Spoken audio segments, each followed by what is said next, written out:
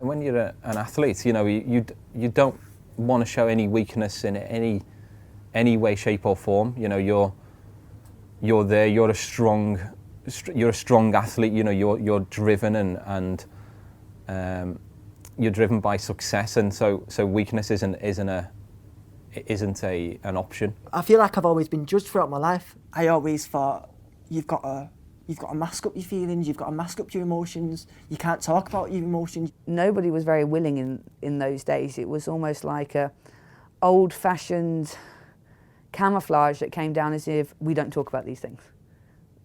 It's not appropriate for us to talk about these things. The way I grew up, you talk about something, you show any weakness, you're going to get a slap, a punch, or something bad's going to happen. I've lived in care homes, you know,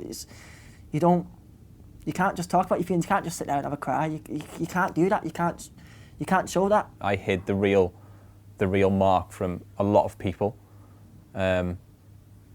because I never wanted to come across weak in any way. My parents knew that I was going through these ups and downs, and I think they just found it annoying. And my friends would back off, and then they'd come back when everything was like a lot calmer. Admittedly, sometimes I would push them away. It wouldn't always be their doing. For guys, it's even harder because guys are expected by perception is, as a man, you've got to be hard, you've got to be solid, you've got to, you know, you can't show, you can't cry. You're in this world that's so isolated and so cut off that you daren't say anything because you already feel so isolated and so cut off that you just think you're just going to push them too far and you're never going to get these people back in your lives.